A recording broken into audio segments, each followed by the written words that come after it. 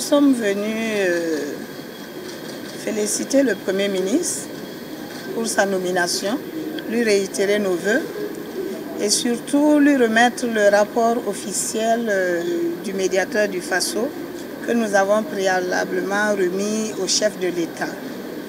Il y avait les trois rapports, le rapport de 2015, le rapport de 2016 et celui de 2017. Nous lui avons fait les différents points et je pense qu'il y a beaucoup de perspectives quant à la collaboration qui doit évidemment plus s'affirmer et être vraiment plus proactif.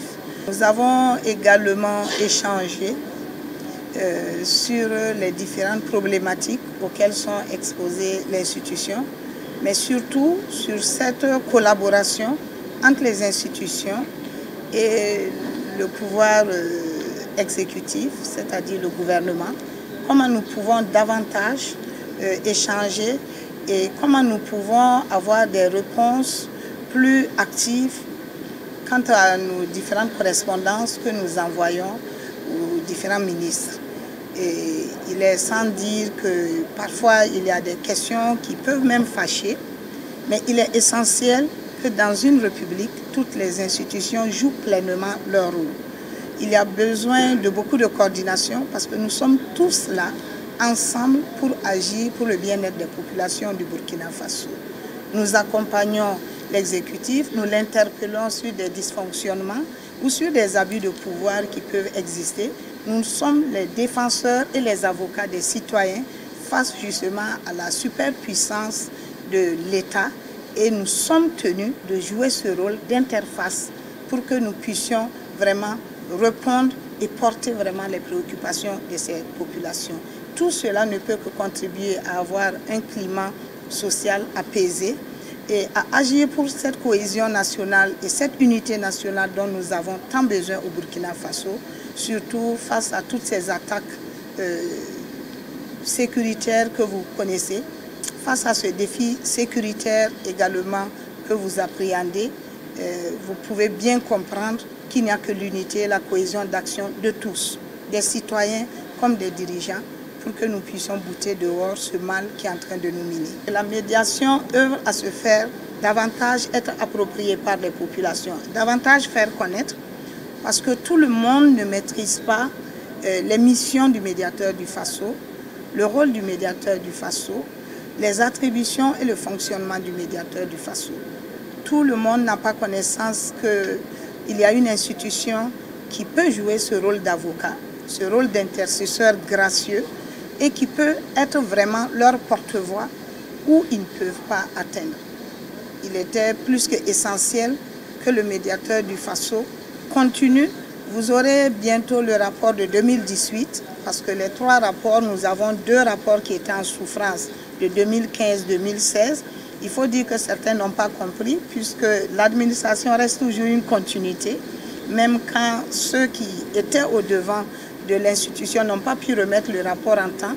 Le nouveau médiateur peut remettre leur rapport parce que l'administration est toujours là, les collaborateurs sont toujours là pour pouvoir répondre sur ces questions qui ont été traitées en 2015-2016. Dans les actions qui ont été menées jusqu'en fin d'année, nous avons œuvré pour toujours renforcer davantage l'action du médiateur du Faso, mais surtout pour donner plus de visibilité sur cette institution et cette appropriation dont nous avons besoin. Aujourd'hui, le défi sécuritaire, je vous le rappelle, est essentiel et le médiateur du Faso œuvrera à davantage toujours agir pour cette cohésion nationale et surtout pour diminuer la tension sociale. Le budget du médiateur du Faso est très faible. Quand je venais à l'institution, nous avons un budget de 423 millions. Quand on le dit, certains sont étonnés.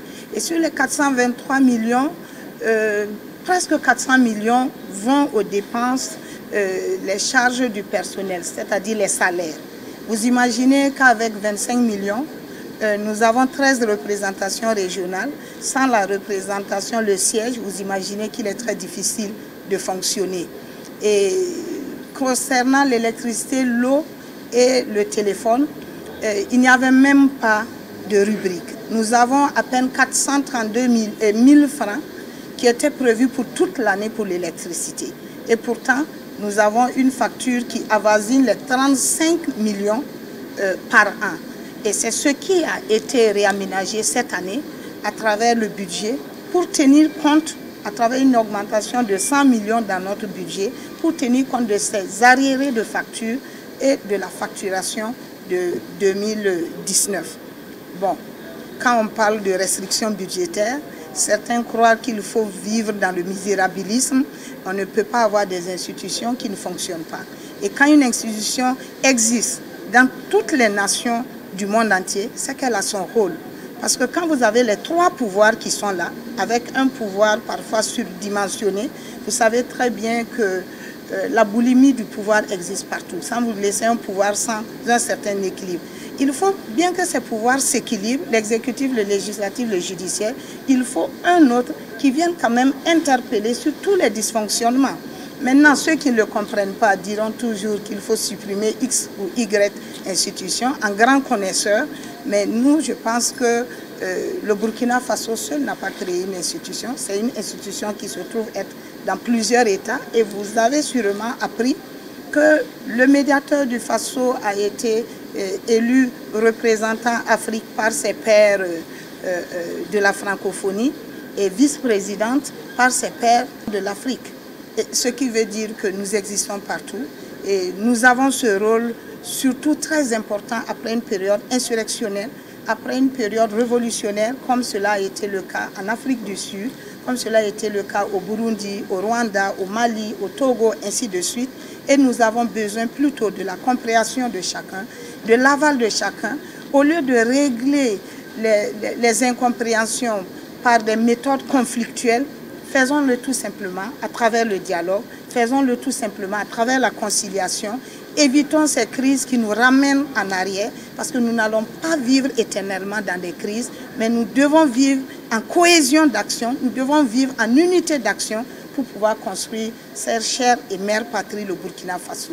Toute personne, tout citoyen qui œuvrera à brûler ce pays, tout citoyen qui insultera sa mère, nous parlons de mère patrie, n'est pas digne d'abord d'être appelé un citoyen, surtout pas un Burkinabé, n'est pas digne de vivre parce qu'il veut brûler sa mère patrie pour juste des considérations égoïstes et personnelles. Et donc je profite de l'instant pour interpeller tous ceux qui ont des préoccupations avec l'État de venir voir le médiateur du Faso pour que nous puissions être leurs défenseurs, leurs avocats, pour que nous puissions résoudre et leur faire justice et leur donner droit si vraiment ils ont le droit pour eux. Parce que tant que vraiment ils ont raison, nous œuvrerons à les défendre en toute situation sans que nous n'arrivons à des situations de dérive conflictuelle. Je vous remercie.